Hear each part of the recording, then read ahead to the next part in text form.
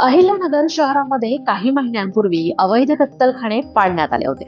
त्याचप्रमाणे शेवगाव पाथर्डी या गावांमध्ये देखील मोठ्या प्रमाणात गोवंशांची कत्तल गेल्या अनेक वर्षांपासून होत असल्याचं गोरक्षकांनी व हिंदुत्ववादी संघटनांनी वेळोवेळी प्रशासनाच्या निदर्शनास आणून दिलं.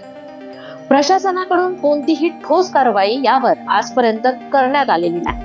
त्यामुळे गोरक्षक, संत महंत आणि सकल हिंदू समाज, बजरंग दल यांच्या वतीनं आज दिनांक 7 जानेवारी 2026 पासून आमरण उपोषणाला सुरुवात करण्यात आली. यामध्ये प्रज्ञाचक्षू हरिभक्तपरायण मुकुंदकाका जारदेवळेकर, तारकेश्वर गडाचे महंत आदिनाथ शास्त्री महाराज, नाथ संप्रदायाचे प्रमुख अशोक महाराज पालवे, मुकुंद भास्करराव बर्जे, बाळासाहेब गीते, गणेश जवरे, आशुतोष शर्मा, सारंग मंत्री, प्रतीक नांगरे, चांगदेव भालसिंग, भावना शर्मा, सुरेखा बाबर, श्वेता गीते, भारतीताई असलकर, ज्योती पवार यांनी या उपोषणामध्ये सहभाग नोंदवलाय.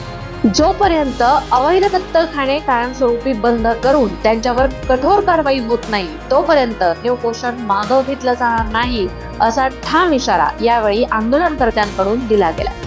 उपोषण काळात कोणतीही अनुचित घटना घडल्यास किंवा कायदा सुव्यवस्थेचा प्रश्न निर्माण झाल्यास त्याची संपूर्ण जबाबदारी प्रशासनावर राहील, असं देखील स्पष्ट करण्यात आले. साधू संतांच्या नेतृत्वाखाली सुरू झालेल्या या आमरण उपोषणामुळे पाथर्डी तालुक्यात वातावरण तापलं असून आता प्रशासन कोणती ठोस व निर्णायक भूमिका घेईल याकडे सर्वांचंच लक्ष लागलंय. सदर उपोषणाला तालुक्यातील हिंदुत्ववादी संघटना, हिंदुत्ववादी तरुण यांचा जसा पाठिंबा मिळतोय तसाच सामान्य नागरिकांचाही मोठ्या प्रमाणात पाठिंबा मिळत असल्याचं दिसून येतं. या न्यूज चॅनलचा हा व्हिडिओ तुम्हाला कसा वाटला आम्हाला कमेंट बॉक्समध्ये नक्की कळवा. चॅनलला लाईक करा, शेअर करा, सबस्क्राईब करा. धन्यवाद.